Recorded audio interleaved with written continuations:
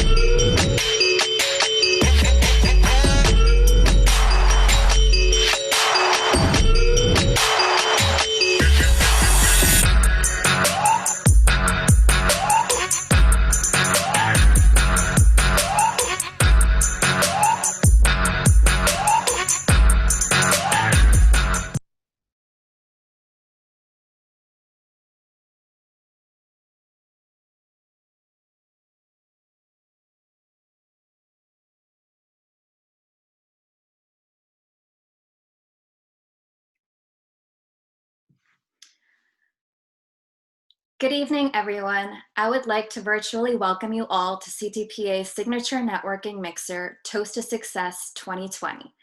Tonight, we will celebrate the incredible achievements of professionals in the Tamil community. My name is Puradhani Shanmuganathan, and I have the pleasure of being the head of signature events at CTPA this year. I would like to start off by thanking you all for taking the time to register and for joining us virtually for our event tonight. Tonight is about inspiration, celebration, and networking. We are so excited to host the incredible Chandrika Tandon as tonight's keynote speaker. Before we can delve into that conversation, I would like to start this event with a land acknowledgement. We would like to acknowledge that the land we are meeting on is the traditional territory of many nations, including the Mississaugas of the Credit, the Anishinaabeg, the Chippewa, the Haudenosaunee, and the Wendat peoples, and is now home to many diverse First Nations, Inuit, and Métis peoples. We also acknowledge that Toronto is covered by Treaty 13, signed with the Mississaugas of the Credit, and the Williams Treaties, signed with multiple Mississaugas and Chippewa communities.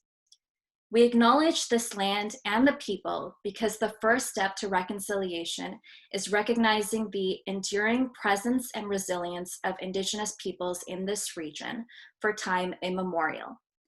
This is also a small and important step for building positive relationships with Indigenous peoples. At CTPA, we strongly believe a shared understanding of our collective past, how it brought us to where we are today, and how it will help us walk together into a better future. Now, as a reminder, our online webinars, the chat, and the visiting of our website follow our online privacy policy and our rules of conduct. CTPA is committed to providing a safe and inclusive environment and will not tolerate or condone harassment, discrimination, or any pattern of inappropriate, disrespectful, or vexatious behavior. Remember, anything that happens in person during our webinar, or anything that happens in person or during our webinars applies online as well. We're all here to have a good time, to celebrate and learn. So let's not forget this as we continue on with our scheduled program for tonight.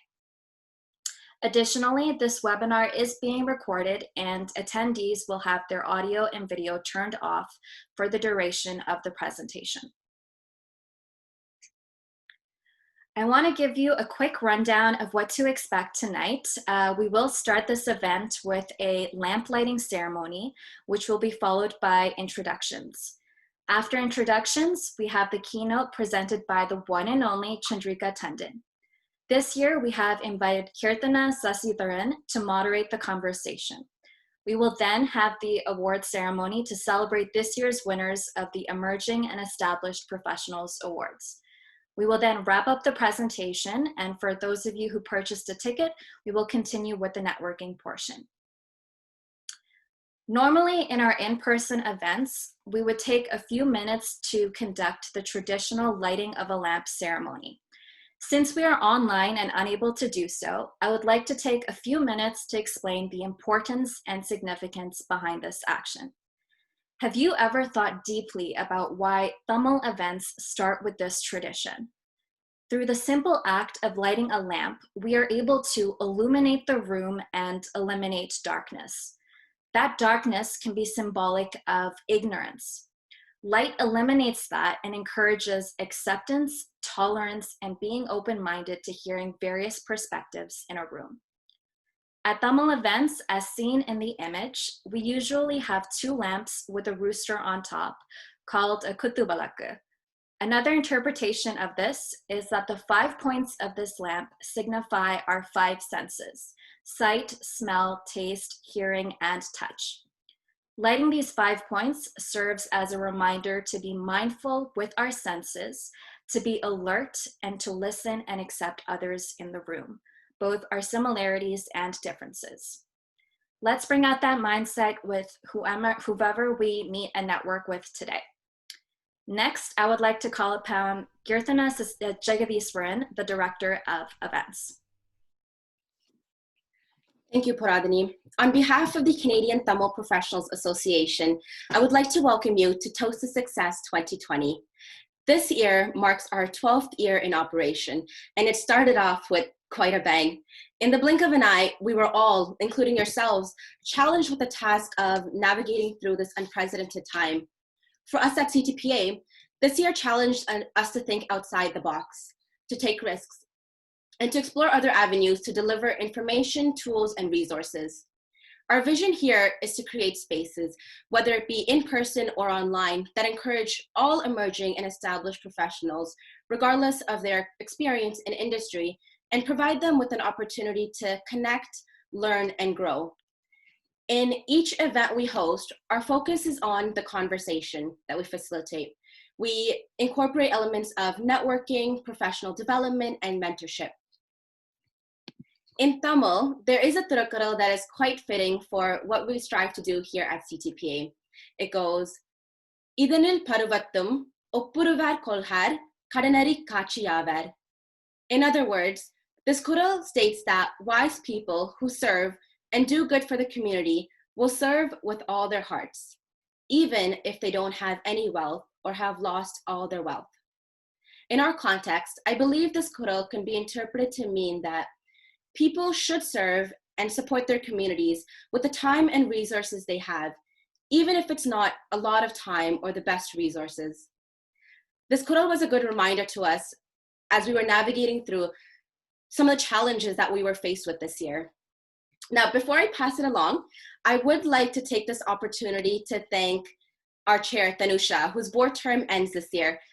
Thank you, Tanu, for your guidance and commitment to CTPA. On behalf of the team, I can definitely say you are a huge asset to the organization. So thank you. I would also like to thank my team, the 2020 board, for all their hard work during these challenging times, as well as our dedicated team members that make events like these possible. Thank you to our past board members, team members, sponsors, and advisory members.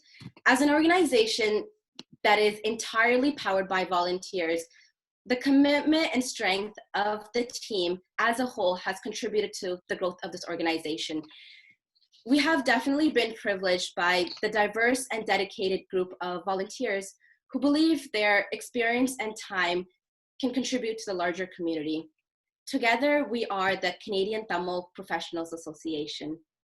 Now, today's event is about celebrating, understanding, and reflecting on the success and journey of our fellow peers.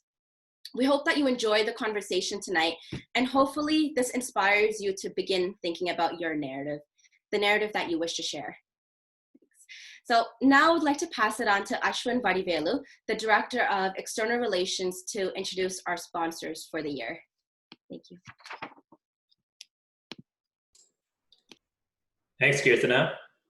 So Toast to Success would not be possible without the support of our annual sponsors, and just want to take a quick moment before the big event to recognize our two annual sponsors this year. Up first, we have Elliston Corporation. Elliston is one of Canada's leading construction and building services companies, completing in excess of $5 billion worth of contracts annually in every market sector and across the globe. Over the last 69 years, Elliston has grown from being a general contractor to a multifaceted company that can design, construct, finance, operate, and maintain anything that can be built. Today, we're actually lucky enough to be joined by Jennifer Kahn, the head of diversity and inclusion at Elliston, who's going to share a few words on Elliston, their initiatives in diversity, and their partnership with CTPA. So Jen, the virtual floor is yours. Thank you, Ashwin, and hello, everybody.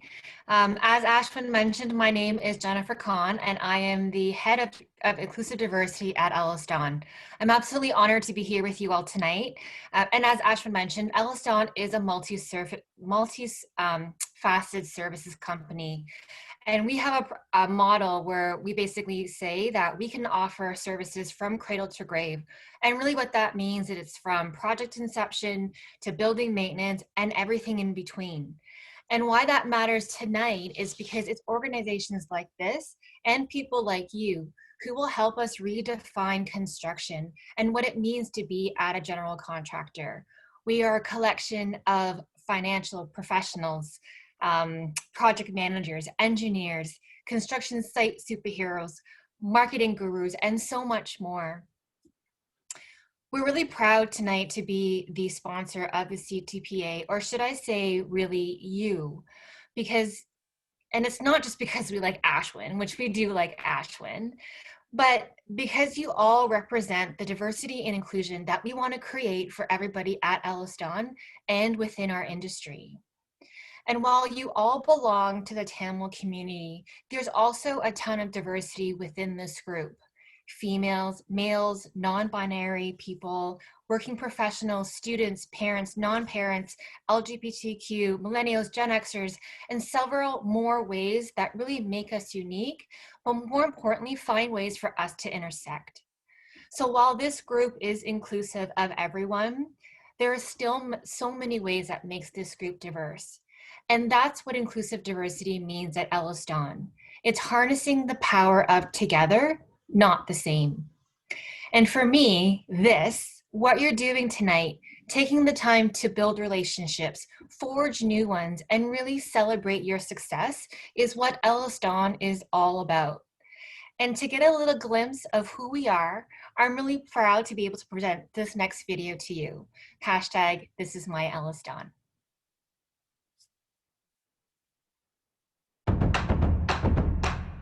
We recognize the construction industry is changing at a rapid pace. And we continually strive to be at the forefront. It's been our way of thinking since our inception. When other builders, financiers, and designers walk away, we're just getting started. We will tech out your asset, furnish and equip it. We will manage, operate, maintain, and even renew it. But best of all, at Elliston, we do everything we can to give one another the opportunity to do great things. At Elliston, we go beyond mutual respect. We believe in complete mutual support. In every aspect of our lives together. Celebrating our diversity. We embrace innovation and provide each other the freedom, trust, and the flexibility we need to continually redefine what Elliston is. This is my Elliston. This is my Elliston. This is my Elliston.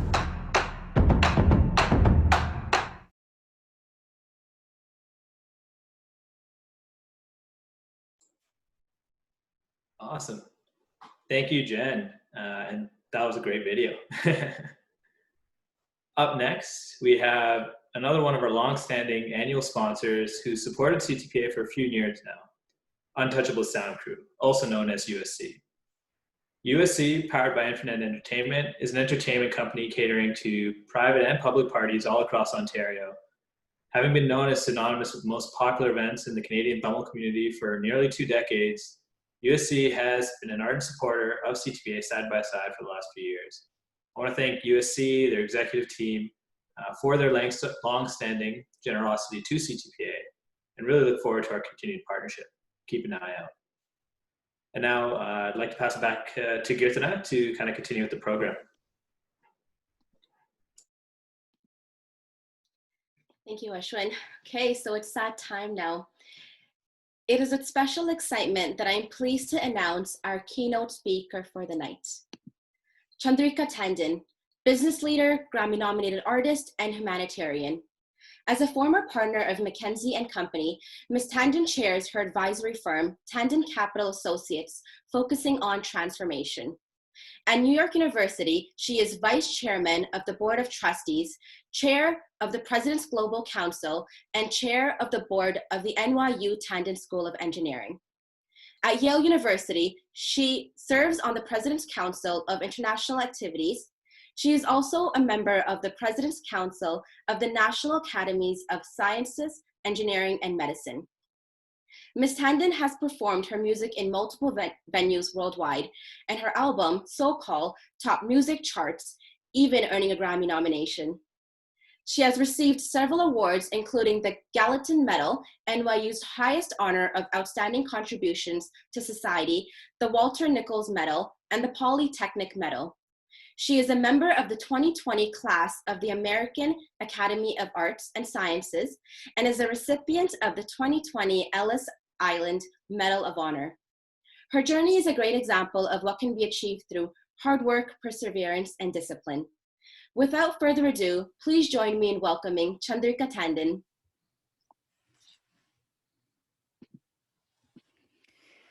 Hi, everyone. How nice to see all of you. So I've got to say, it's such a pleasure to be here, and it's such a pleasure to speak to all of you, because I have such an important place in my heart for everything Tamil. You know, I spent the first 18 years of my life in Chennai, and I'm a die-hard Tamilian. And in fact, நான் இங்க பேச போறேன்னு சொன்ன உடனே எல்லாரும் கேட்டாங்க நான் தமிழ்ல பேச போறேனானுட்டு. So for those of you that don't speak Tamil, just in case, you know, the question was, people said, am I going to have the whole speech in Tamil? But no, I'm not. I have moved away a little bit from Tamil, having married a North Indian, a poster child for national integration. And so I just thought, talking of Madras and Chennai, which was my earliest years, you know, I really have no business being here. I didn't go to school in America. I was meant to be married from the age of 3. My mother didn't sit there and say, oh, here goes a CEO, here goes whatever. She basically said, well, she's the first child in my family and I'm going to get her married. That's all I knew. And Madras was not the outsourcing capital of the world or the seat of all these brilliant minds. I mean, it was a seat of brilliant minds, but nobody knew anything about it then. It was like a little village at that time. And what happened is that we ended up, literally, my path was laid out for me. And the windows of my world were opened up because of books and poems. That's what I had. I read Thackeray. I read all 37 plays of Shakespeare before I was 14. I know of probably 200 poems I've memorized. So I had sort of faraway dreams and distant sort of visions of places which I couldn't Google because Google didn't exist then. So for me, my whole journey has been that of breaking boundaries. So I thought to myself, why don't I share with you some of the takeaways from my journey? I can't go through, I mean, it's been a long journey with lots of twists and turns, and we'll get into the Q&A later on in the fireside chat about more information. But what were the 2 or 3 big takeaways that I want to share with you? I think my big theme to you is sort of engage, extend, and really experience. And I'm going to take you through what I mean by each one. I like alliterations generally so that I remember that way. So what do I mean by engage? What I mean by engage is that whatever your field is, you have to get complete mastery of whatever subject it is that you wanted. And this is the best piece of advice I got when I was younger. When I was a young associate at McKinsey, one of my partners said to me, Chandrika, make sure you know the client's data and the client's information better than anybody else that the client does. You know, doing that as a brand new associate is very, very hard because you have to really extend yourself. So we had, for example, a client that was trying to buy a major company. And of course, you know, I could have gotten all the public information because it was a public company they were trying to buy. But, you know, I literally invested probably every weekend of my life at that time going in and visiting. This happened to be a store, a company that sold plastic goods. So I have literally got into a car and went into different plastic goods stores, looked at the shelf space, looked at what the price point was, looked at what the competitor was. By the time my work was done, which was just a 4-week engagement, mind you, so that was 3 weekends of nonstop, I didn't see the light of day. By the time it happened, we were able to present to the client, my mastery of the issues was just so profound. And literally nobody could ask me a question I didn't know the answer to. Probably they could have, but I was as prepared as I could have been. And by the way, this was as a young associate in McKinsey trying to get ahead, but this happened later in my life. Weirdly enough, even as I've become, when I joined the board of NYU. Board members normally, you know, and some of you might know this, playing in the corporate world, as typically board members, some of them are engaged, some of them aren't, they're big positions, you know. But I decided, again, to apply the same logic. So I said, I'm going to have mastery of this institution. So NYU is the largest private university. We have 59,000 students, give or take, 18 schools, multiple global locations. So basically I set myself a time frame. And over a period, and I'm a board member, nobody's asked me to do it. Nobody's paying me to do this. This was just on my own time, my own money, and I was still, mind you, running a company. I literally made it a priority to become intensively educated about the university. What that does for you is it gives you a sense of confidence and knowledge that just sets you up at a different place of being able to ask questions because you're coming from a place of power. You're coming from a place of knowledge because you have done the work. I actually traveled to all of I became chair of global, and I traveled to every one of the locations. And by the time I was done, I had a fact base, which was more than what the individuals at the institution, the leadership at the institution had. So I think whatever one says, there is absolutely no substitute for deep immersion and for engagement and to develop your own mastery. And I did the same thing when I went into the music space. And again, I wanted to study music because I love music. It made me so happy. Again, you know, I had other priorities. I was a mother. I was a professional. I ran a company.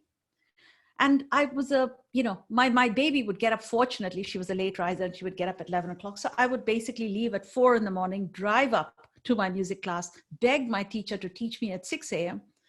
Every Saturday. From 6 to 8, I would have a class, sing for 2 hours in the car, have a class for 2 hours, sing all the way back for 2 hours. And yes, and the rest is history. And I, really worked on my music, not because I was trying to get anywhere. I didn't know there was a Grammy nomination in my history at some other point. I just wanted to do it well. Whatever I did, I wanted to do it well. So I would say a big theme in my life has been, you have to engage to develop mastery. So that's the first takeaway, if you like, the big takeaway I would ask you to think about. The second takeaway is an important topic for me as I have navigated my course, what I'm going to call extending oneself. And extending yourself goes in multiple directions. Extending yourself, the world as I knew it 20 years ago doesn't exist today. Google didn't exist 20 years ago. Many, many areas, whether it's computational biology or AI or, the Internet of Things, all of the major technologies that are changing the world didn't exist 20 years ago. or if they did, even the email was in embryonic form. So, COVID has changed a whole lot of the dynamics in the world, and the world you all know right now will not be the world that will be there 20 years from now. But yet, our education, the way we do things, is all around pigeonholes and pockets. And having pigeonholes and pockets is the easiest way to fossilize yourself, because you're so deep in one area of knowledge without any, without any knowledge of what's happening in the world. In fact, even if you're an engineer, the best engineers and the best technologists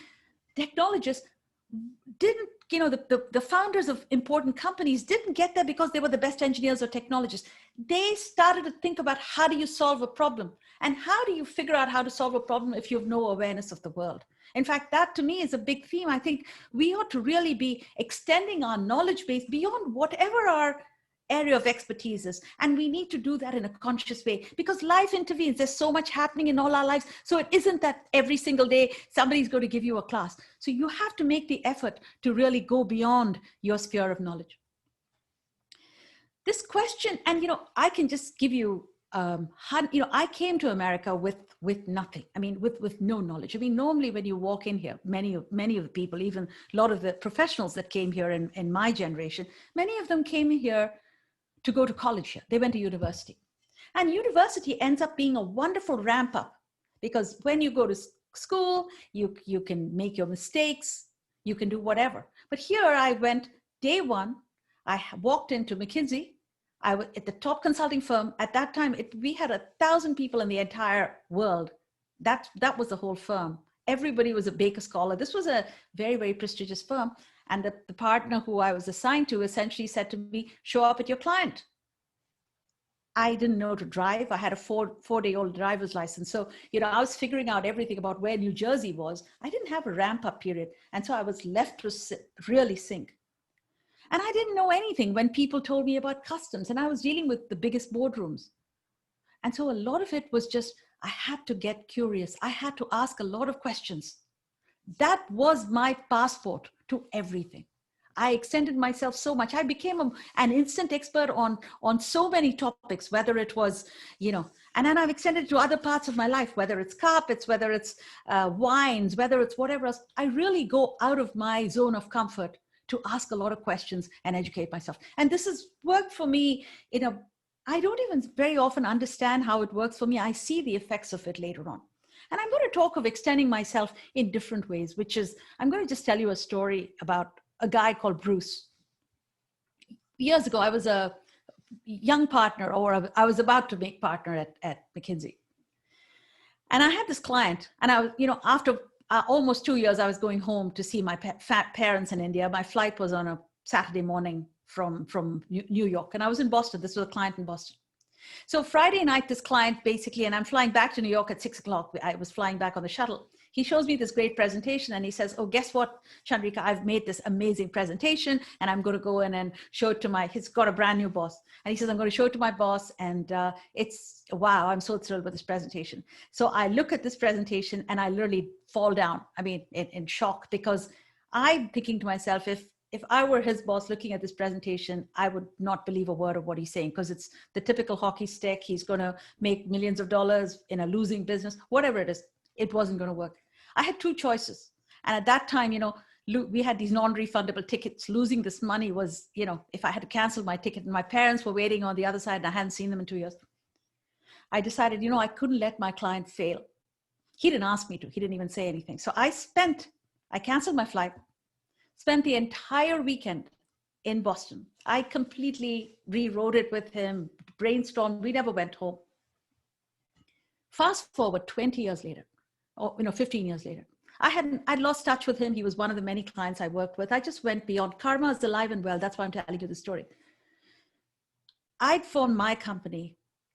I was down in the dumps because I had no deal. I had almost 11 months. All my savings were invested. I had no business happening. I didn't know what I was going to do. I had 1 month to shut my company down.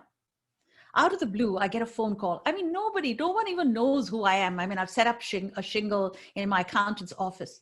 The CEO of one of the important companies calls me up, and he says, I'm so-and-so. I'm inviting you to come and make a call to me. And I'm like, excuse me, how do you know I even exist? He says, oh, I was just interviewing a vice chairman of retail, a guy called Bruce.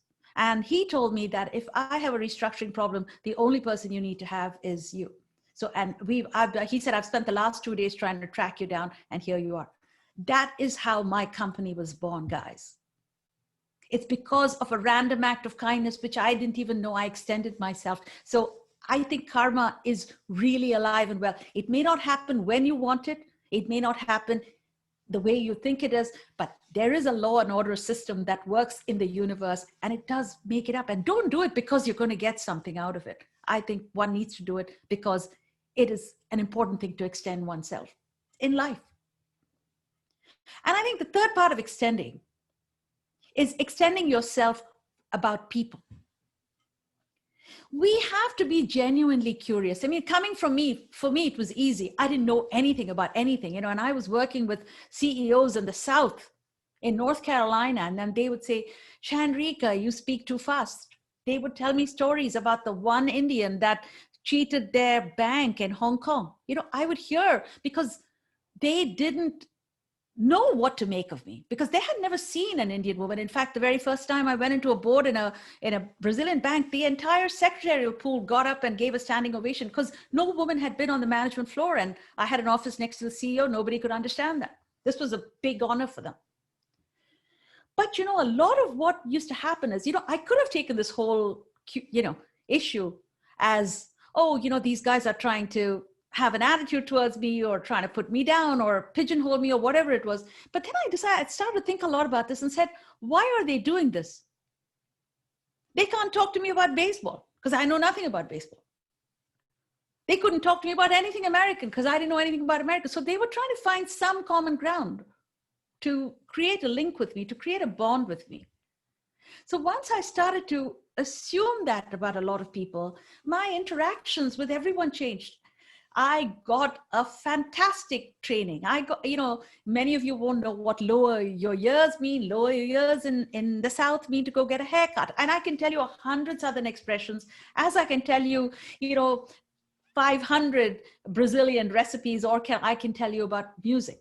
So there's so many things I learned, and it made me much more connected to people. And the one thing I'll tell you, to succeed in business, it's not about machines. It is ultimately about people. The best CEOs I've worked with, and I've worked with 67 of them, and I still continue to work with many, many. And I've been one. The best ones are the ones that really understand the people that they work with as peers. In fact, there's one guy who used to meet with me, and he's such a big time, I won't mention his name, but he's such a, and I was nothing at that time. I barely started my firm. He would meet with me every 3 months or so, take me out to a big, long lunch, and just ask me questions, not just about the business world, which I had some expertise in what he knew, but he would ask me questions about my mother, about my brother, about my whole family. He'd want to know how does their family deal with this? And I thought to myself, why is he spending so much time so curious about me? But what you realize is he's one of the most, in history and in retrospect, I know he's just one of the most astute people who's, of course, been extraordinarily successful, but who's also just a wonderful human being. But when he died recently, and when he died, he must have had tens of thousands of people mourning his death for small acts of extension. Finally, and the hardest thing, which all of us have to do, is what I'm going to call experience. And I don't mean experience like work experience, networking. Yes, we need to do all that critically important, but that's not what I'm talking about. You have to experience yourself. You have to inquire about yourself. It's a form of introspection. You have to figure out who you are. I've walked into a room and no words came. I was so prepared, but no words came. I've tried to sing in front of a big crowd, and I was paralyzed. I had the best ideas. I had done so much work, and I'm smart, I'm not stupid. But I was afraid to speak. This was my life before. This is how I used to be. I was a typical type A. You know, I was superwoman, a super mom, super wife, super everything. A super stressed out person. Super stressed out. My mind was like a Grand Central Station. You've all been to New York, you know about Grand Central Station, or whatever station is there in Canada, Toronto. Crisscrossing thoughts, crisscrossing emotions. And my big badge of honor that I wore was, I am a perfectionist, which is a disastrous term. Because what a perfectionist means is you're always telling yourself you're not good enough. So, and what happens, and you know, there's something, and this is why I say we have to experience yourself. When you start to go into this internal process, you understand that that takes up, in terms of mental room, that takes up so much space. So about 20 years ago, I had a crisis of spirit, I should say. I had a very, very big deal. I was flying back in from Europe. It was a deal. I'd just met the board. We'd been working on this. This is my own company.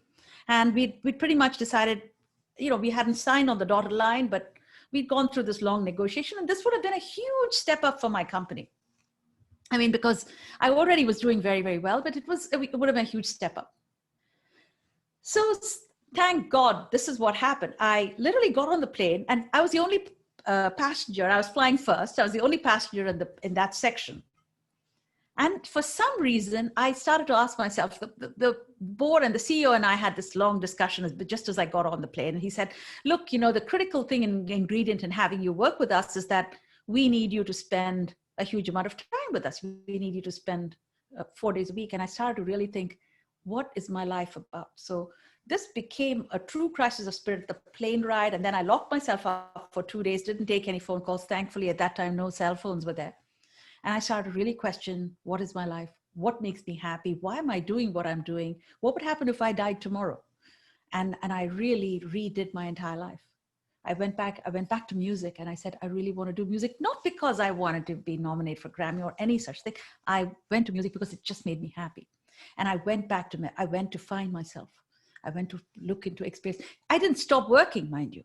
I redid what I did at work, but I started an entire new process of rethinking myself. And that was a much, much harder process. Now, what that did for me was just opened up a world of so many dimensions. That's when I decided I really wanted to engage in service. So the reason I'm talking to you about this, and I think it's so critical that we all engage in this, is that this opened for me, this whole issue of all three, opened up benefits that were untold. It gave me, number one, a completely new redimensioning of myself. Business people are fundamentally unidimensional. How many business people do you know that will sit there and talk to you about how amazing they are as cello players? They just can't, they won't do that. So I began to really examine many more dimensions of myself.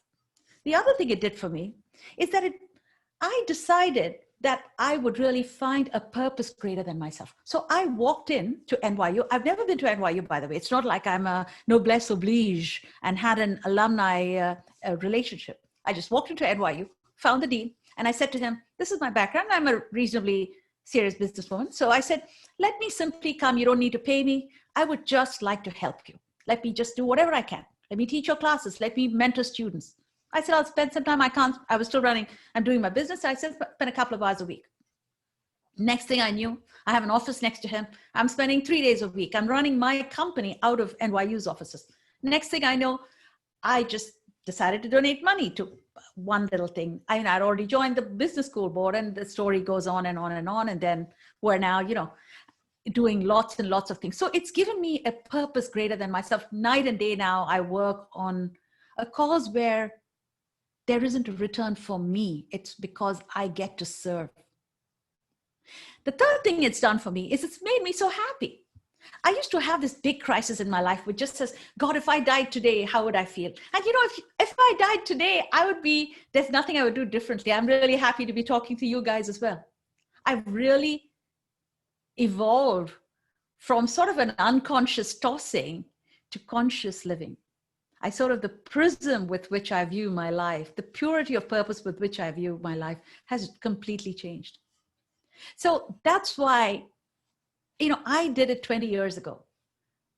To be exact, it was late 1999, early 2000s when this journey started. It was, by the way, it's not like one day tickety-boo and you're feeling fantastic and you're done. You're not. Life is a continuous process. It's 4 steps back, 4 steps forward, 3 steps back, but hopefully you are going more forward than back. But I do know that the ebbs and flows have changed dramatically.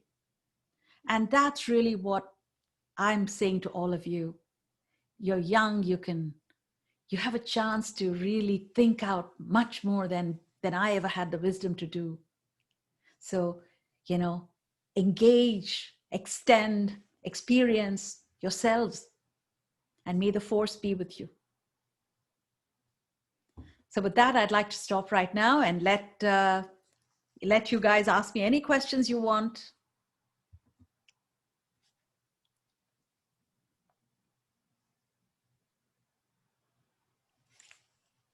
Wow, thank you so much for that inspirational and insightful speech, Chandrika.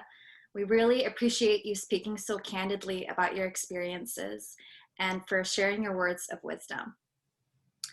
And now for the moment you have all been waiting for.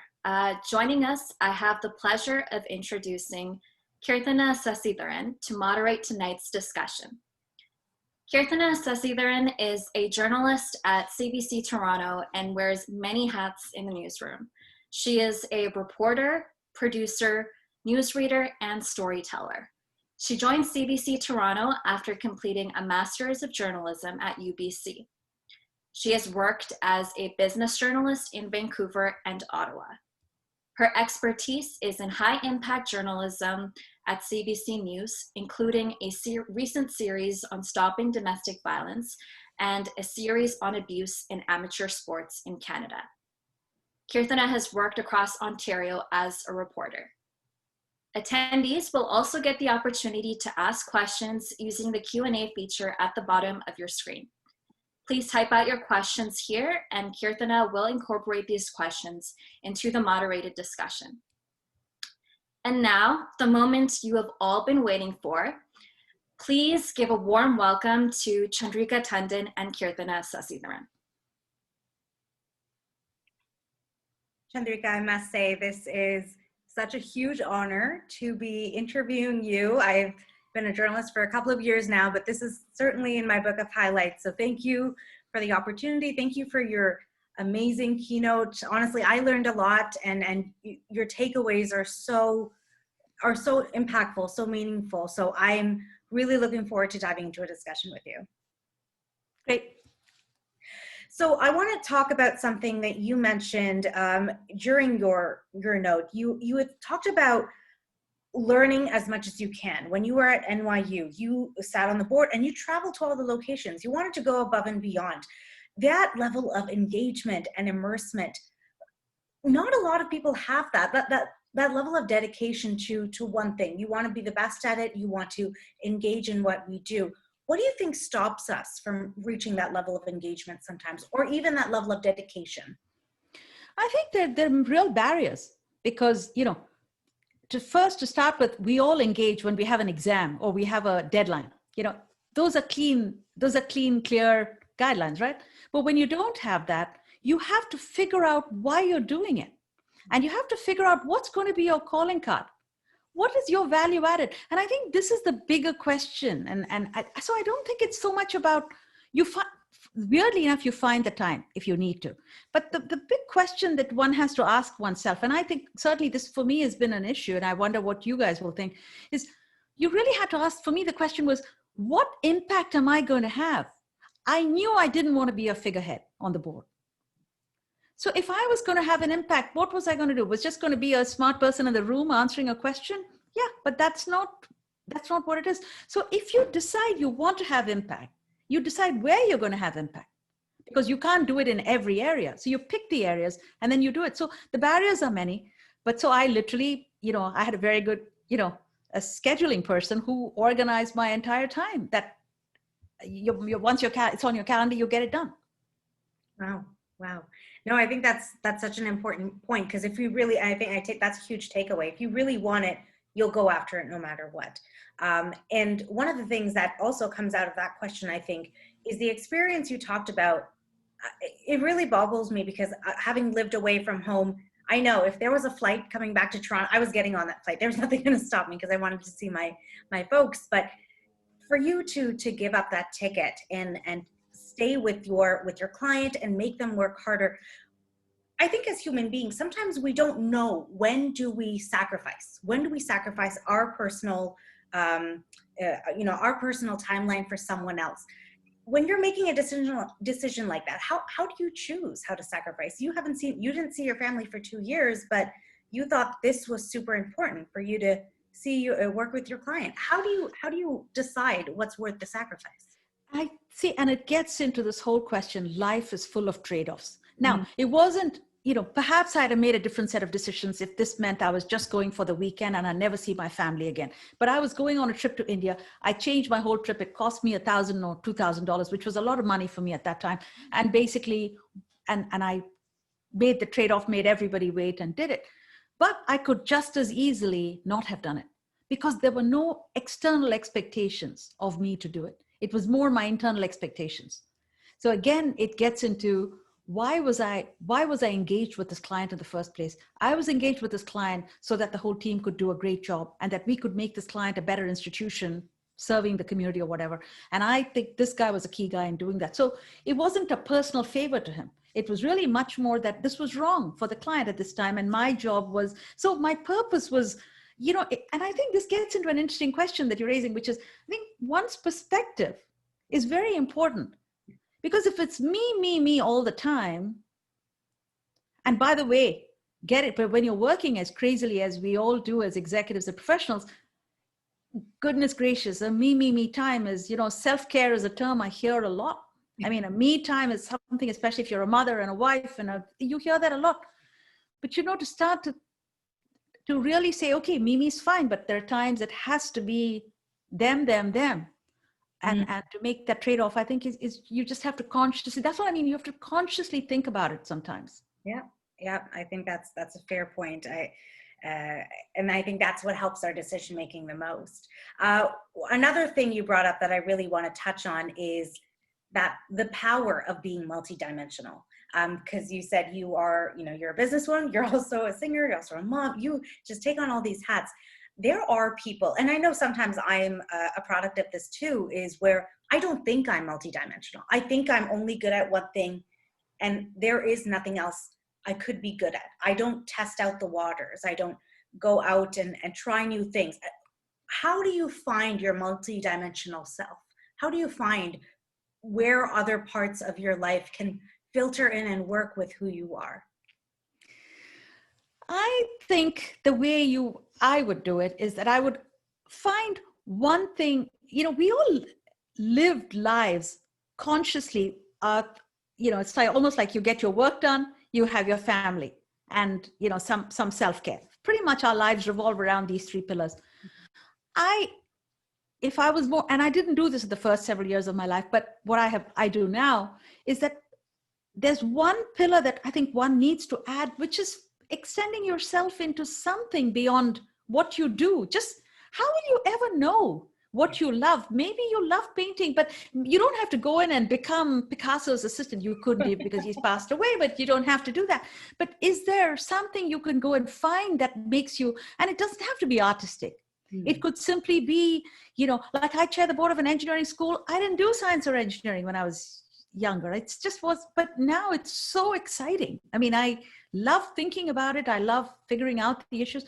So, so it doesn't have to be anything artistic. It could be anything you go into. And the second thing I would say is, I think this is something all young people should do, is find one cause which is greater than yourself, where you're not looking for a return on you, where you're not looking for an agenda, which it's a selfless cause, something which is greater than yourself, because that just starts to make your dot look, you put a little dot and your circles get bigger. Otherwise you're so, you start to look at your life through more of a telephoto lens as opposed to the short end of the binocular. And I think that's really what you're trying to do, because you don't know what you'll find.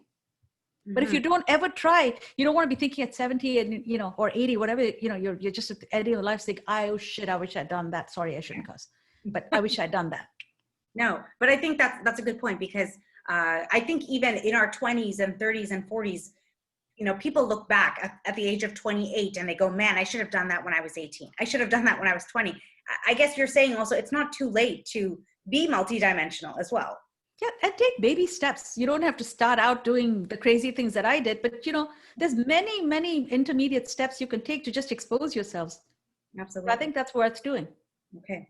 Now we do have a couple of questions. We want to get to know you better. We want our amazing guests to get to know you better. So walk us through a day in the life of Chandrika Tandon. Tell us, how do you start your day? Do you have a routine, or is it a new day, new possibilities kind of perspective?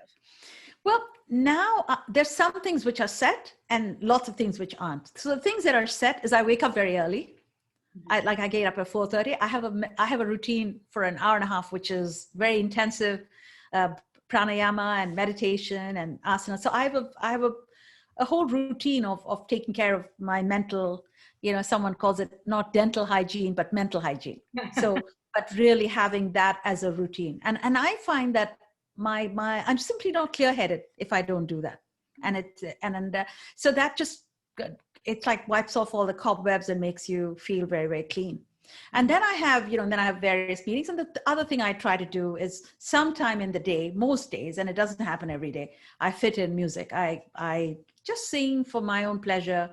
And then I have all these pillars: my work, the business, the university, all my board engagements, and they ebb and flow. And so the key again is, I think, a good calendar management. And yeah. And COVID is actually, in a weird way, has been a blessing in disguise, because it's taken out all the travel time, and I get to talk in Toronto without taking 6 hours of traveling back and forth, or in Singapore as I did last week. So I get to do lots of things which which would have taken up a lot of my time before. Okay, so it's actually freed me up. Right. Now, before I get to my next question, let's stay on the COVID bit. Is there a hobby, or is there something that you've picked up since the pandemic? Anything that's come as a surprise to you during this pandemic? It's not been a surprise, but one of my exciting things that I've been engaged in is, our university, our school in particular, has been very, very, we've been doing a lot of interesting innovations. Whether it's creating PPEs, and whether it's also creating kind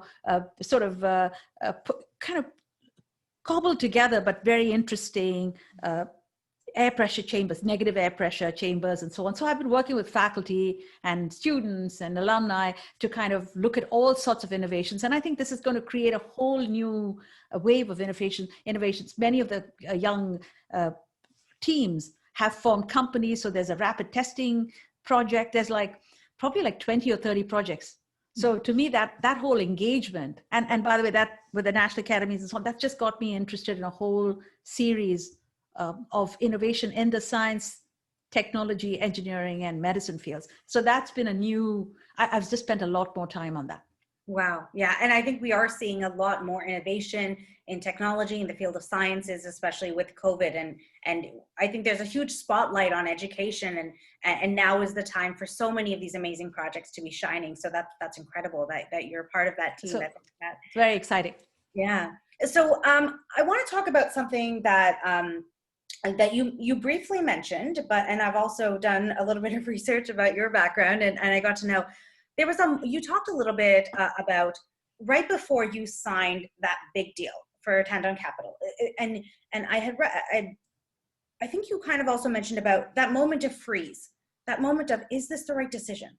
This is what my life is going to look like. Is this even going? There's panic, there's fear, there's loss of stability, confusion. I can just presume, I can imagine that, but how do you know you're making the right decision when you decided to focus on music? So in a way, I didn't, the only thing I decided to do at that time is I decided that I wasn't going to pursue this deal. Okay. So I walked away from, from one of the biggest deals of my life, which was a big deal. So that, I don't know whether it was a right decision or not, but I thought about it hard enough. As I said, 2 or 3 days of crying. And by the way, people that know me would tell you, I'm simply not the crying sort. I'm the one that's a phlegmatic one, you know. I just don't cry. It's not what I do. You know, a lot of people are, you know, turn on the tears. And, you know, some people are more teary, some aren't.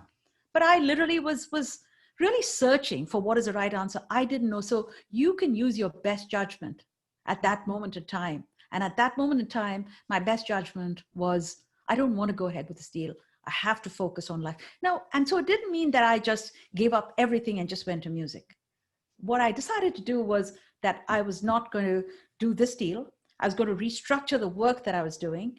And I was absolutely going to make time to understand why I existed on this planet, you know, because, and which was a big question. It sounds ridiculously vague and you know, it's in the realm of, I know I'm a type A, I'm very analytical, you know, and here I'm sitting there and asking about what makes me happy. I mean, it's like, you know, if I'd spoken to my mother or the executives, they'll say, you know, suck it up and go on. What do you mean? You have a job, you have money, you have a thing, don't talk about this. That's like a, you know, it's a hobby kind of question, but it wasn't. It was very important to me. So each one is going to have their own answers and their own questions.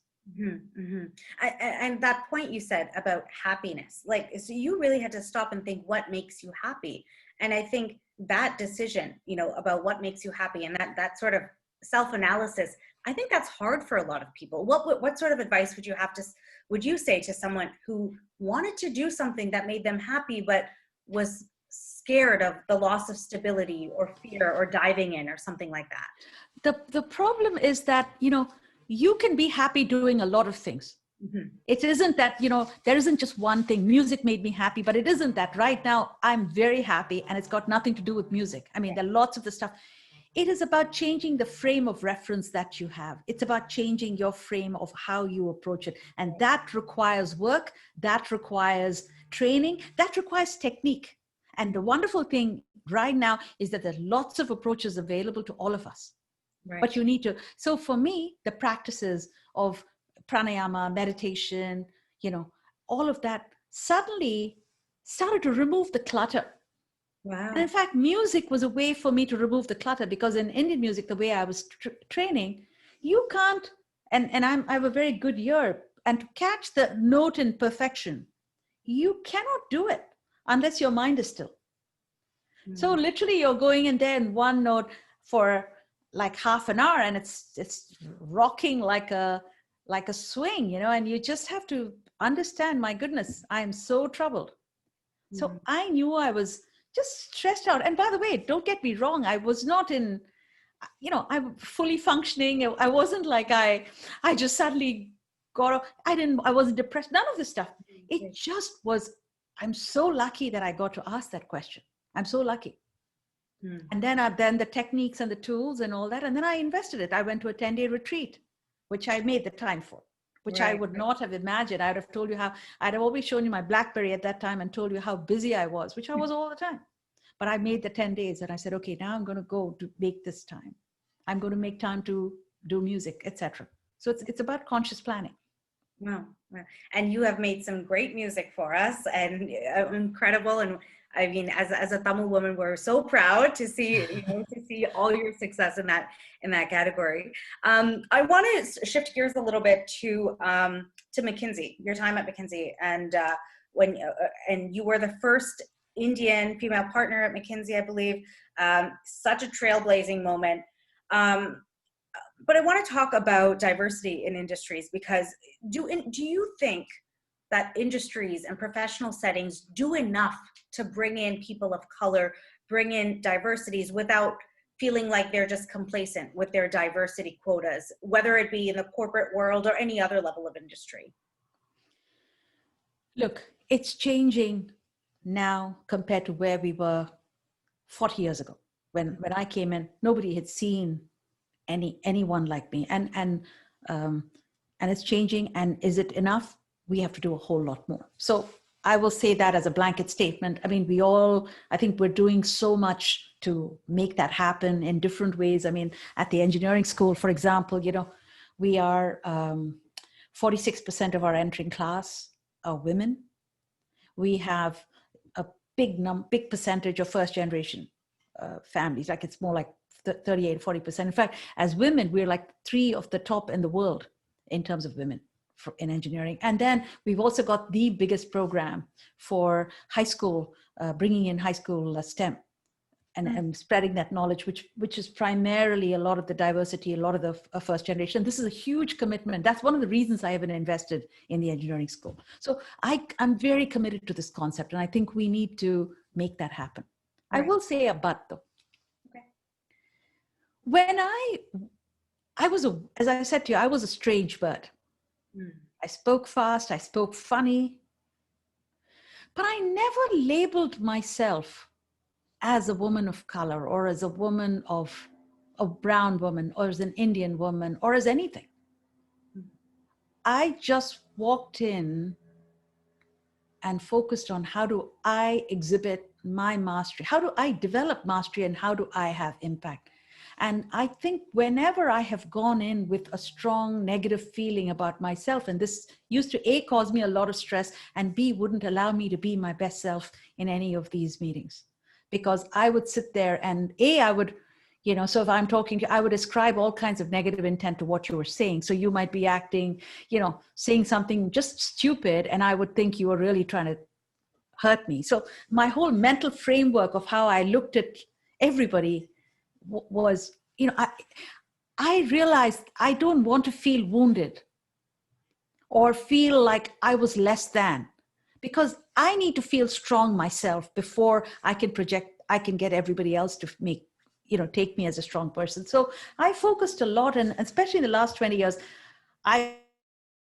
just saying that I am, I'm not good enough, and for whatever reason, I am perfection. I am perfection now. This moment, I am perfection. That is my mantra for myself. So once you feel that way, you're just walking and saying, you're going to do whatever you can. As I go back to my other dimensions, you've worked hard, you've done what you've done, and you're going in with an enormous sense of power.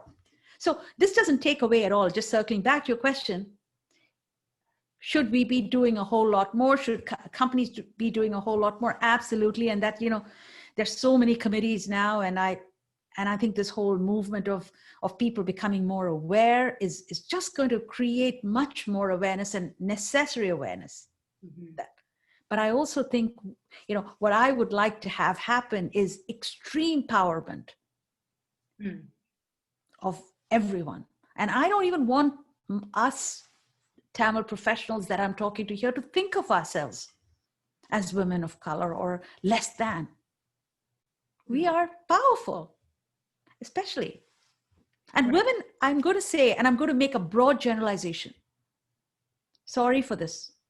Women tend to do it more than men because we mostly, because there's more emotion, we are able to compartmentalize less, and we are more emotionally sensitive, which kind of works in our favor and works against us. So what happens is we agonize, and so it becomes a bigger cross to bear. And then that also makes you less powerful. Right. Can you imagine walking in when you're feeling down or already feeling like you're disadvantaged to any situation? Right. So I think, I hear your point about, I think that definitely corporations can certainly do better. And I think there's also value in feeling empowered and feeling in kind of projecting empowerment as opposed to. And it's more than feeling. I think I want to work at the grassroots. I really want to make sure that we get the education, the mastery, the academic excellence, all of the things that we need, the population needs to not just survive.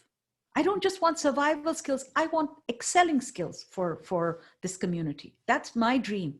Now, but I do also want to talk about supporting talent from other countries and recruiting international talent, because I think that's also a part of this conversation. When we're talking about people of color, we're also talking about international talent. How much of a priority would you say that has been for you in your life as someone who came to this country to work here? And how much of a priority should that be, is recruiting international talent from whether India and China and other places?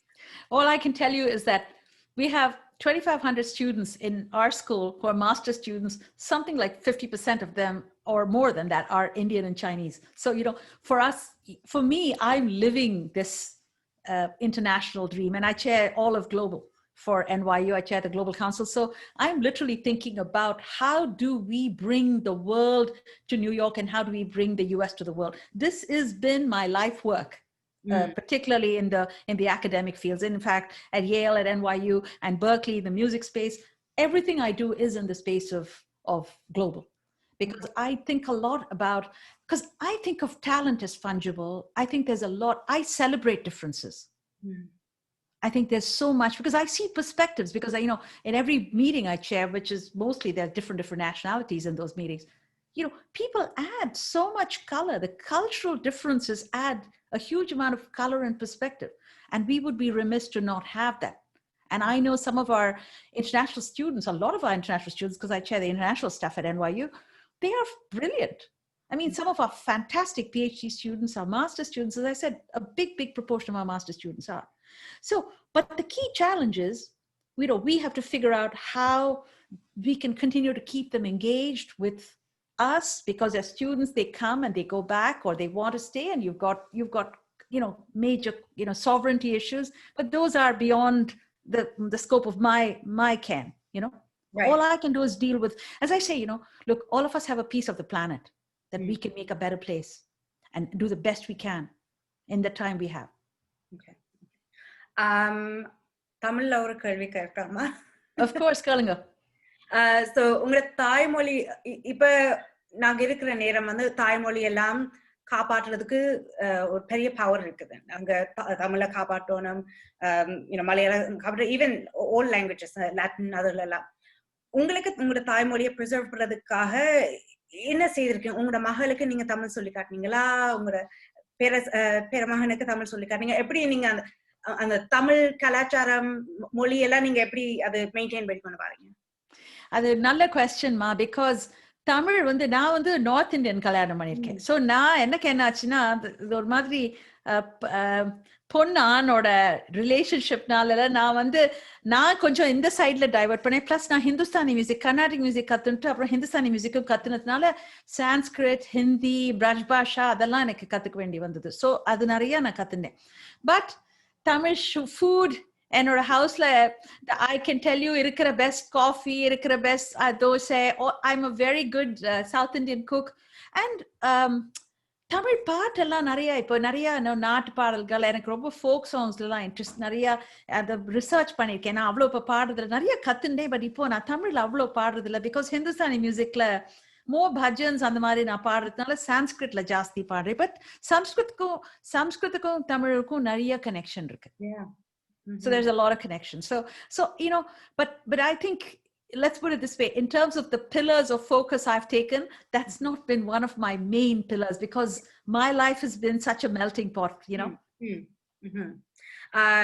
இன்னொரு கேள்வி தமிழ்ல கேட்கலாம். உங்களுக்கு குடும்பம் ரொம்ப முக்கியம், எனக்கு தெரியும். உங்களுக்கு ஒரு கிராண்ட்சன் இருக்கிறார். இப்ப நாங்க எல்லாம் ப்ரொஃபஷனல்ஸா இருக்கக்குள்ள அந்த பேலன்ஸ் வாரதுக்கு கொஞ்சம் கஷ்டம். எப்படி நாங்க குடும்பத்தை பாக்குறது, எப்படி நாங்க வேலை செய்யறது, எப்படி எங்க ஃபோக்கஸ் பண்றதுன்னு சரியான கஷ்டமா இருக்கும். நீங்க எப்படி அந்த பேலன்ஸ் ஸ்ட்ரைக் பண்ணீங்க? நீங்க ஒரு call yourself a super mom, super wife, super woman ன்றே சொல்லலாம். எப்படி அந்த பேலன்ஸை நீங்க பாக்குறீங்க? இது ரொம்ப இம்பார்ட்டன்ட் கொஸ்டின்மா, பிகாஸ் தமிழ்ல ஆன்சர் பண்ணட்டுமா, இங்கிலீஷ்ல ஆன்சர் பண்ணட்டுமா? நீங்க என்ன பண்ண சொல்லுங்க. Yeah, because this is an important question, and I want everybody to understand it, however good your Tamil knowledge is. You cannot have it all the time. You can have all some of the time, some all of the time. But the problem is not to beat yourself up about it. I could spend my whole life now telling you, and when my daughter was 10, now on the game polla idu panla adu panla. Yeah, okay. But I was a fantastic mother at other times. And when she needed something, when she was in college, I dropped everything to be there for her. And she loves me, and she's a good, good woman. I've done the best job I can. That's all you can look at in the context of a trajectory. So, but the problem is, we go and beat ourselves up And then we are constantly, and women, I'm telling you, it's like, even then I was, whatever jobs I did, I spent so much time agonizing over it. You know, I'll tell you the craziness, talking of balancing, you know, it's not that easy. I was doing a big deal in Australia, and literally, you know, Australia and New York are almost exactly different time zones. So I'd work, and at night I set up one of the first video conferencing facilities ever. This is, you know, many years ago. And I had a video conferencing in my room in my study in New York. And so when I finished my work in Australia, I would then video conference my daughter and the housekeeper and my husband and set up her play dates and be seeing what she was doing. This is how nonsensical I was. I never slept. But you know what? It wasn't necessary. I could have done less and still I could have or done the same thing and not been so unhappy about it. Right. And I think that just sapped my energy. You know, honestly, I've got to tell you, if in terms of number of hours I work now, I probably work almost twice as hard as I did before. I'm much older and I work twice as hard, but I feel like I'm doing nothing. So I think this is the spirit that I want. It's not that we actually change what we do. We just change how we feel about it all. And that releases your mental energy, and your mental energy gives you, you know, people say that I meditate so much that I have twice or thrice the amount of energy. I literally feel like I have 10 times the amount of energy. Because you also, you know, things that used to take an hour now take 5 minutes, I'm done with it. Yeah. Well, okay, Chandrika, before we go to the Q&A, there's a couple of questions in the board. So this is just our chat, but I just want to ask you one quick question. What advice do you have for professionals who are feeling stuck in their current jobs? They just they don't know where to go. They're feeling stuck. What would you say? I think everything I've spoken about today should be things that you should be thinking about. You know, all these things I said about extending. So as I say, extend yourself, develop. First thing is change, you know, once you're so close to how you feel about your job and how stuck you are and how that you're not getting anywhere, you are literally going to be on a negative treadmill because you're just going to be getting up in the morning and feeling down about going to work. So to start with, you have to find a way to get out of that. Either you can do it one of two ways, which is you can extend yourself, develop something else that kind of takes the focus away so intensely, and find a purpose greater than yourself. So I think you need to do that. And then I think once you start to approach your, you know, all this concept I was talking about extending and, you know, really getting curious or mastery, you know, create a plan. I mean, developing this, you know, immersion, this whole question of engagement is, you know, honestly, after a while, when I got engaged in NYU, if I didn't have a company, I could have pretty much just spent all my time on education. Right. I didn't start to worry every single day about, oh my God, what's happening to this investment? Yeah, things would go up and down. But before that was 90% of my mental space. Then it just became 20%. It isn't that the time changed, but the mental part changed. So you don't feel stuck. You don't feel terrible. Okay, you lost a job, you lost an investment, you move on, next one.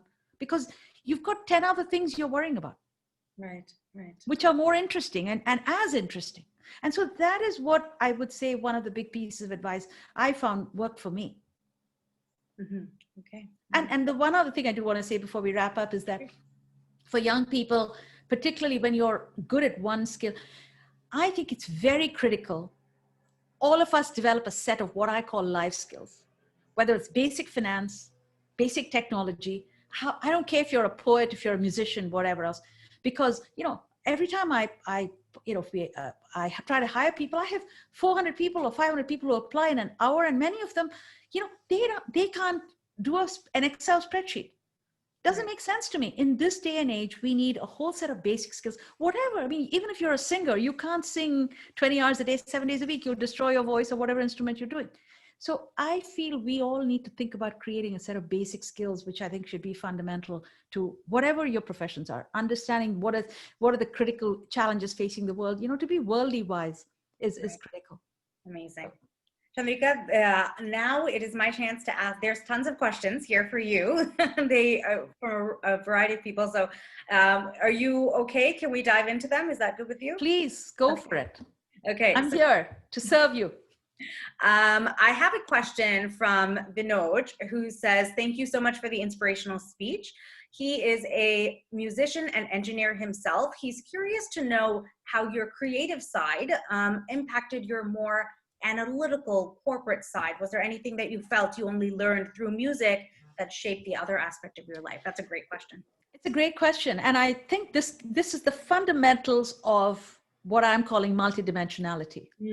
Because for me, music was not only about getting my notes right. I mean, I'm good at it, and I sing, you know, I practice and I can sing. But music was really about finding a deep part of myself. And as you start to go into deeper creativity, you just become softer. Your entire, like, I sign, you know, I'll tell you this funny story. About the first time, 10 years ago, I started to sign my emails, love, light, laughter. You know why I did this? Was every email, whether it's a business email or whether it's anything, and I did this to remind myself that's the place I want to be in. You know, even if I'm having a rotten day, and I do have those sometimes, I wanted to be in love, light, laughter. The moment I write it down, I may not completely switch off and get back into ha ha ha. Yes. But it definitely reminds me, hey, there's another state that I've been in, which it's not far away. But I started to, you know, the first time a big CEO said to me, Chandrika, what's happened to you? You know, love, light, laughter, you're getting all new age on me. Now he writes to me and he says, hugs. And, you know, this guy is like a tycoon. He, you know, for him to write hugs is an insane idea even, but it's a very natural way of connecting the right and the left side. It's critical we do that because we use 1% of our brain or some nonsensical small number. So we might as well start to activate other sides. And so, you know, having engineering and music, they're supposed to have some natural commonality. So absolutely go for it. You'll find synapses that I don't even know about because I wasn't an engineer to start with. Incredible. Thank you. Another question from Prashant. Now, at this stage in your life, and how do you overcome that? Is there anything that makes you scared? I'm not striving. I am living today. This is the fundamental difference. I used to strive. Every single day. If you had spoken to me when I was 20, I would tell you, oh my God, I'm going to be or 20, when I joined McKinsey, I'd say, I'm going to be a partner and I'm going to do this. But now as I told you this, I'm not saying this in a morbid way. We are all going to go sometime, but I truly am perfection the way I am. I'm not striving to get anywhere. I don't want anything. I don't want to go somewhere. If I go, it's great. If I don't go, it's great. If this talk is interesting to you, great. If it's not interesting, it's great because I'm doing my best and that's all you can do. And so when you're in now, you know, read Eckhart Tolle, The Power of Now. It is about being in the now. It's easier said than done, guys, but you know, it changes how you feel about life. Yeah. Before, I'm telling you this, I'm serious. 20 years ago, you know, 25 years ago, walking into a client, you know, I'd have been so prepared and I'd be so, you know, I'd be working until 3 a.m. going through what I was going to say. Mm-hmm. Now I walk in, I just know, I just feel that now is what we all need to be in. So what do you know what's going to happen tomorrow? Who knew about COVID? You know, I was supposed to be in boardrooms in Barcelona. I was performing in Prague. I mean, this is a true story. Wow. I'm not anywhere. I'm with all of you in this. I'm in Connecticut with all of you talking. Amazing. Who expected that? So there is no striving. And by the way, the Grammy is a great example. I made this album and I was the oldest entrant into the music industry nominated for a Grammy. No, when I was nominated, I looked at it in shock. So I wasn't striving. I just did the best I could at that point. Wow. Well, thank you. With a great deal of joy. That's awesome. We have another question from Nushika. She says, thank you so much for sharing your experiences, Chandrika. How did you change your mindset from fulfilling expectations set by your family to creating your own path and your own identity? The early years were very hard. I had to go on hunger strikes. I went on 2 hunger strikes because my mother didn't want me to go to college. She wanted me to do a home science, literature actually, in a local college, and I wanted to go a little bit further away. And so I fought because I thought there was this world out there and I didn't want to get married. So my mother would tell everyone that she's getting me married. So it was, you know, and once I broke those barriers,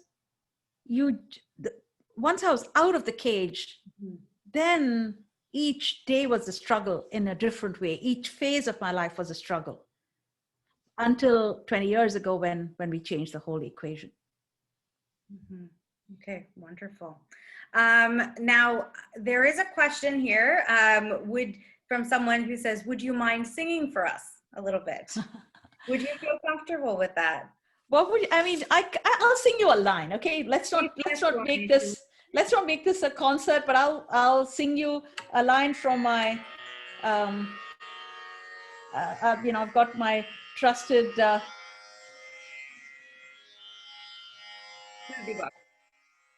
my trumpet. Om Namo Narayanaya Narayanaya. Om Namo Narayanaya Narayanaya. Om Namo Narayanaya Narayanaya. Om Namo Narayana Narayanaya. Om Namo Narayana Narayanaya. Om Namo Narayana Narayanaya. Om Namo Narayana Narayanaya. Om Namo Narayana Narayanaya. Wow, that's incredible. I'm pretty sure I'm applauding on behalf of everyone on this webinar. There we go. Well, actually, having just sung that absolutely beautifully, there is a question here. How influential was Carnatic music to you when you grew up in Madras? A lot. I mean, I learned initially for a couple of years when I was very little. In fact, I sang before I could speak. Okay. I had so many jobs. We come from a very simple family. I was the oldest. I had so many jobs. But I don't remember what chore I did.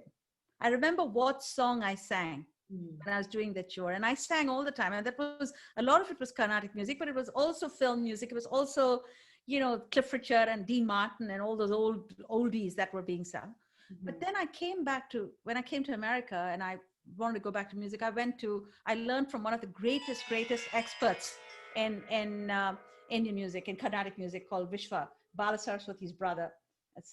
And so it was very important. And then 20 years ago, I switched to Hindustani. But I've got a very vast repertoire of Carnatic music. Okay. But I don't perform in Carnatic music, but my music is influenced by Carnatic music, and I look for commonalities, and I sing lots of bhajans. I know lots of songs in all different styles. By the way, don't just restrict me to Carnatic and Hindustani, because I sing a lot in jazz. I sing a lot in Portuguese. I just performed in Paris and in French music, because I used to sing a lot. I used to perform a lot in French music. Wow. I just feel very connected to the world of music. I love music. I think that goes with your whole global perspective on things too. So, a follow-up to that question, because people are very curious about your musical life. They ask, are you a fan of Ilayaraja, sir? I'm a great fan of Tamil film music. I used to be much more. In fact, my college days, I went to college. I left Chennai after being in college there. And Ilayaraja was not that big then. In my time, it was M.S. Vishwanathan and others. So I can do mean renditions of many old Tamil songs. I won't do it now, but I know a lot. I used to sing it all the time. Wow. A lot of Tamil songs, many. And in fact, I would perform them. We would go on trains singing Tamil songs. So this was our main entertainment, because we didn't have social media. We didn't have anything. We just sang. Okay, all right. Switching gears from the musical side, we have a couple of questions about you and your life. A question from Dusha, basically asking, she says, thank you so much, Chandrika, for your insights.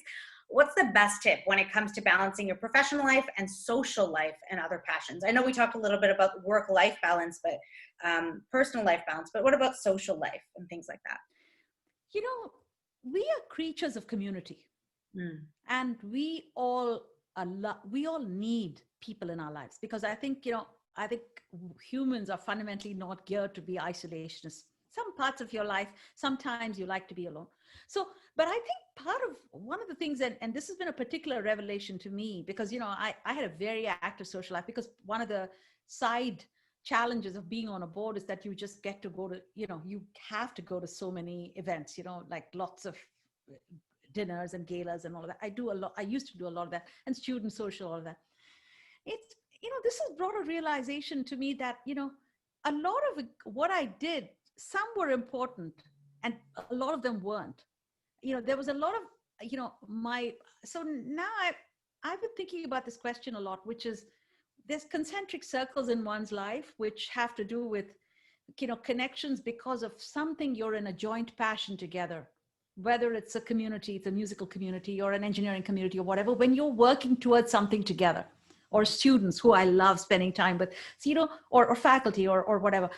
That, and then there's just, where you go out and go have a fun time to go see a movie or watch Real Housewives or something like that.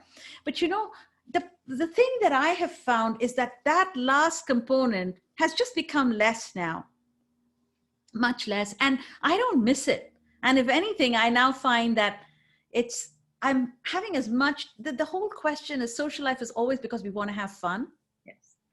So the key thing is there's now 5 other things I have more fun in than just idly watching something.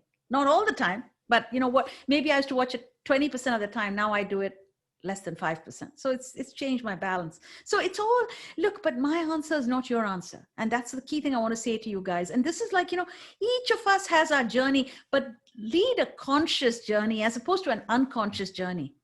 Right. That's my point. Think carefully about it. Look at your calendar. I used to do this interesting thing with CEOs. I do calendar analysis. They'd all tell me how much time they were doing this, that, or the other. You just look at their calendars, they're doing none of that. Right. Right. So okay. You look at your own calendars and then you'll start to see, so that my trade-off is not your trade-off. Right. Okay. Oh, wait, thank you so much.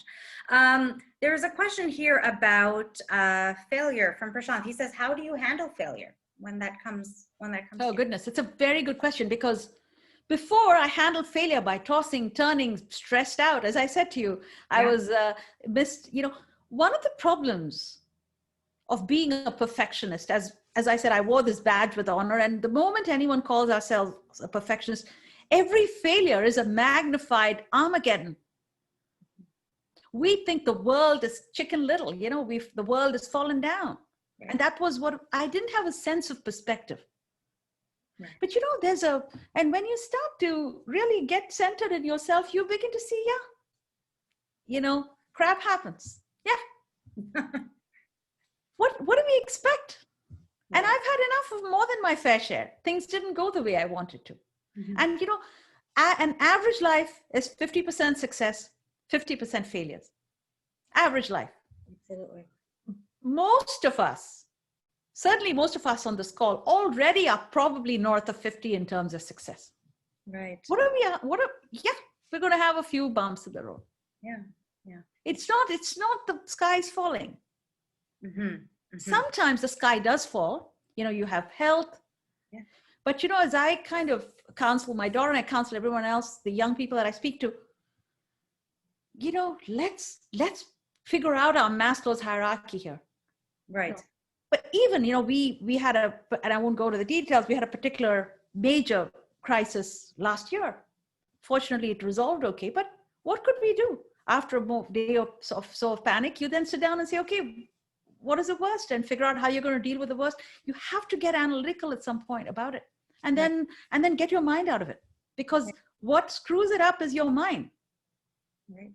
Okay, I have 2 more questions for you before we have to wrap up, and I'm really looking forward to asking you these 2. Ahira has a question. She says, thank you so much for the amazing keynote, which was both inspiring and informative. She said, she's wondering, did you have any formal or informal mentorship that contributed to your career development? My life was that of mentors.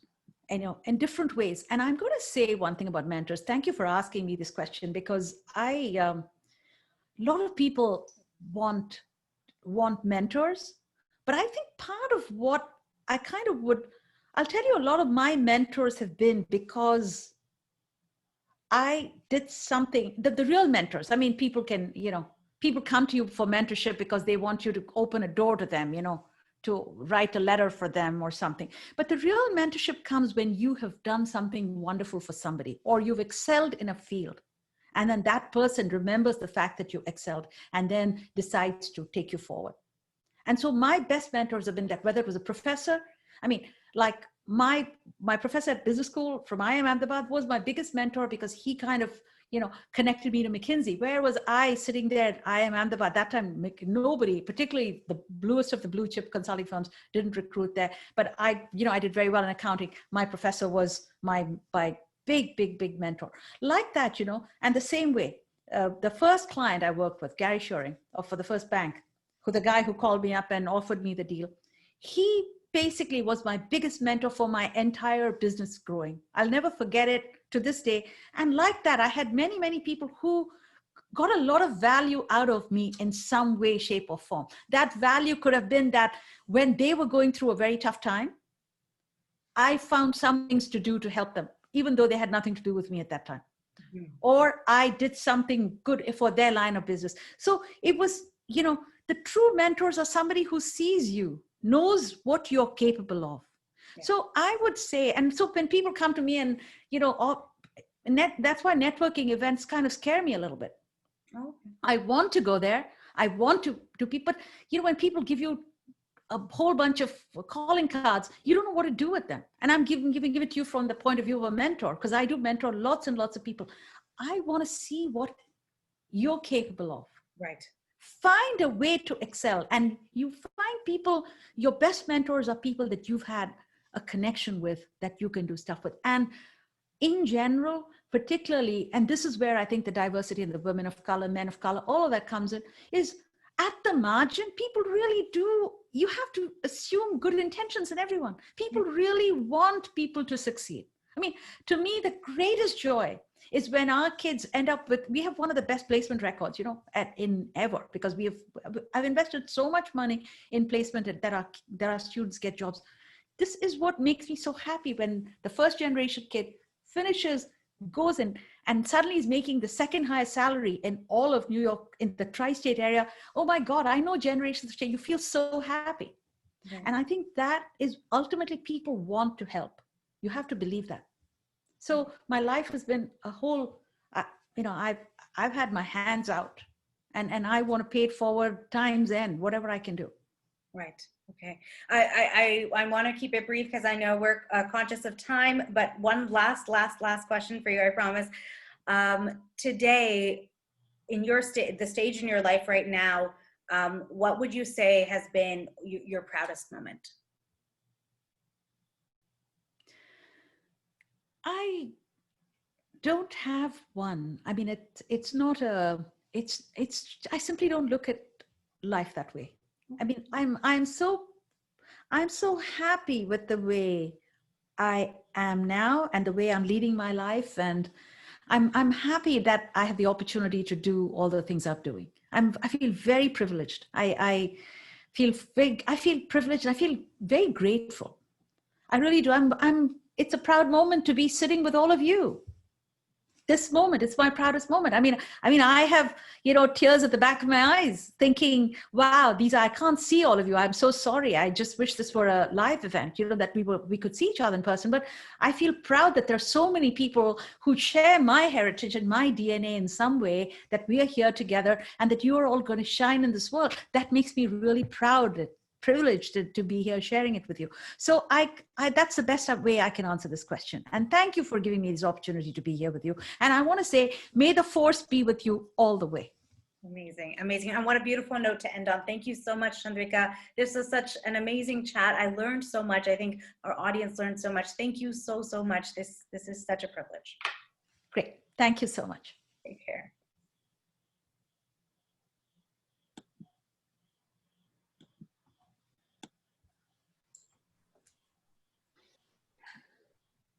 Awesome. Just echoing Kirthana, I want to thank both Kirthana and Chandrika for such an engaging conversation.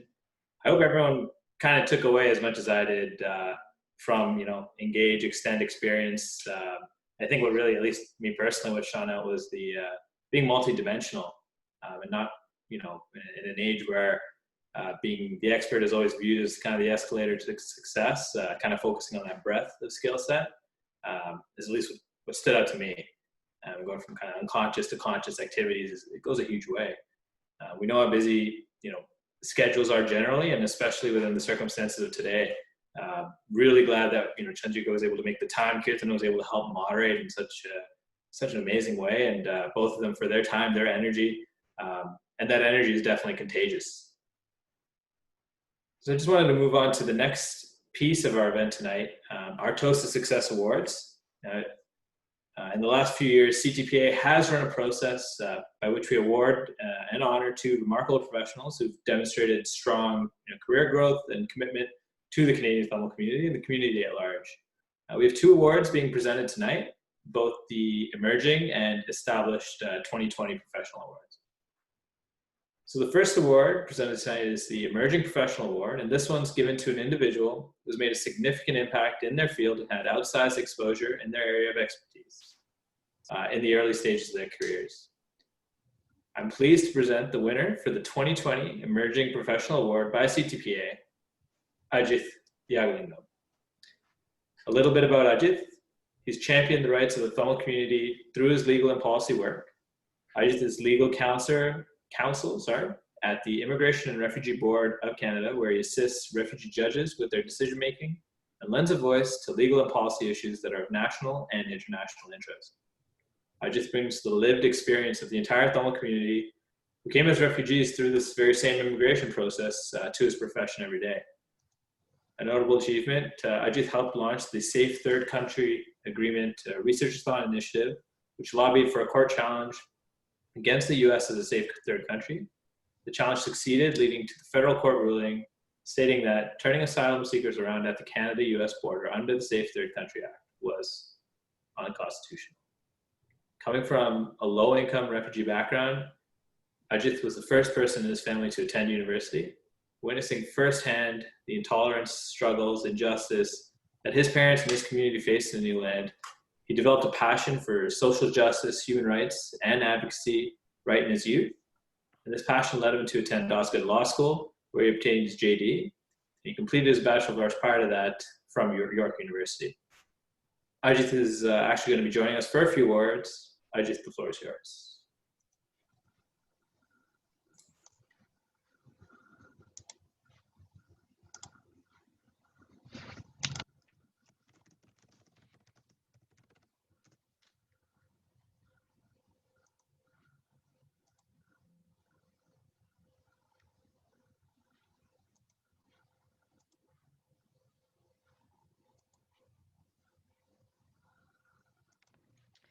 Thank you, Ashwin. Hi, everyone. I'm very happy to be here today. It has been a truly enlightening experience to hear Mrs. Tandon speak. There's much we can take away from her life, wisdom, and experience. I know I certainly have. I would like to thank the Canadian Tamil Professionals Association, its board of directors, and the advisory board for honoring me with this award. I would like to thank the Tamil community and my family and well-wishers for your continued support and encouragement. With all your blessings, I hope to continue to work for the betterment of our community and help pave a path for other young professionals. Lastly, I want to congratulate Mr. Nadesan on his well-deserved achievement. I'm truly humbled to be sharing the stage with him today, and I look forward to working with Mr. Nadesan and other community members in advancing the interests of our community. Nandri.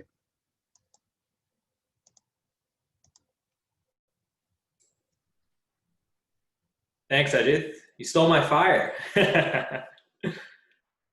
So the second award that we're presenting tonight will be the Established Professional Award, recognizing candidates who have experience and a strong record of career growth for over 15 years in their industry. And the winner of this award, as Ajith mentioned, has demonstrated this and much more.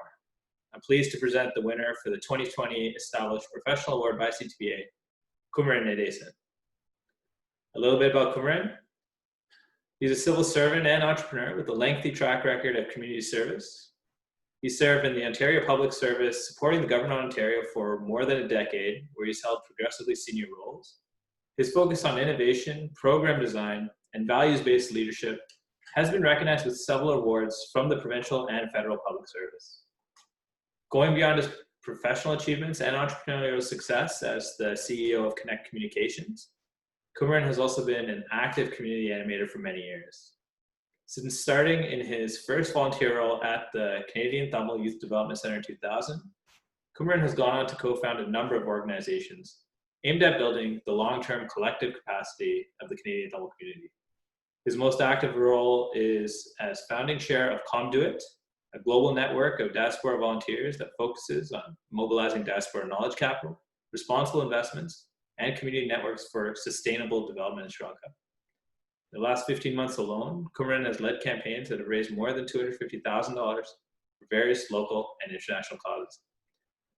He's also commented widely about the Canadian Tamil diaspora and Sri Lanka in various publications, including in the Globe and Mail, the Toronto Star, and the CBC.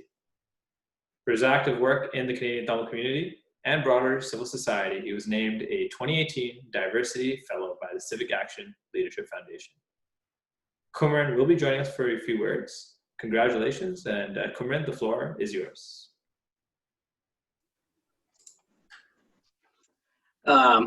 Thank you, Ashwin. Vanakkam, everyone. Thank you so much for this honor. I'm deeply honored by it and really a bit embarrassed by it. First off, I just want to thank my nominators who made this particular moment possible. These things are only made possible by those around you, and these kinds of recognition really reflect on the great teams and people behind you and around you, and that goes the same for me as well. Canadian Talent Professional, I think those are three important words, but I'd like to focus on the word in the middle, Tamil. And I'd like to riff on it a bit, if I may, before the music begins. I think it's an incredibly exciting and important moment in the history of the global Tamil community. In many ways, I think we're going through a renaissance in our shared culture, politics, and commerce, thanks to technology. But we also need to juxtapose that against class, social, and political struggles that are also part of our lived realities. Like Chandrika, I too am a lover of poetry, and there is a verse from Eliot's folk quartets that I'd like to share with all of you, which says, "We shall not cease from exploration, and the end of all our exploring will be to arrive where we started and to know that place for the first time."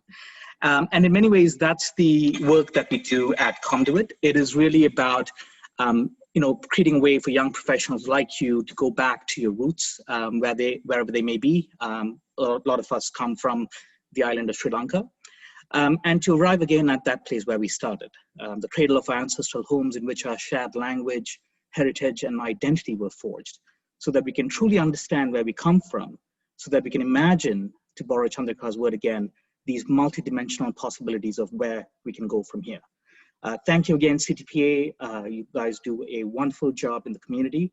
And I look forward to working with all of you, as well as with my co-award winner, Ajith Thiyagalingam. Looking forward to connecting with you in real life, Ajith. Thanks again, everyone. Thank you, Kumaran. Congrats once again to both of you, and we hope to see more great work from you guys. Now, before we end off the night, we've thanked many individuals, but this event and our social media campaign, #IamATamilProfessional, would not have been possible if not for our signature events team. A huge thank you to Puradini, head of signature events, and her team, Abisha and Kirja. These ladies are the visionaries behind this event. Congrats, team, and thank you for lighting the fire and beginning this conversation. Now, I would also like to recognize a team of individuals who have worked behind the scenes. They are the color and creativity behind Toast. Everything from our website to our online marketing, our social media campaign posts, and even our annual booklet was designed by this beautiful team. So special thanks to Abina Mahendra Mohan, Director of Marketing, and her team, Abhirami, Kaushika, Maulika, Narayan, and Pravina. A huge thank you on behalf of our team. Now, before we sign off, I would like to end the night with a quick toast. So if I can ask my panelists and my team off screen to come back online. And for everyone joining us today to raise a glass. If you have any drinks around you, a mug, water bottle, to raise your glass. Yeah, okay.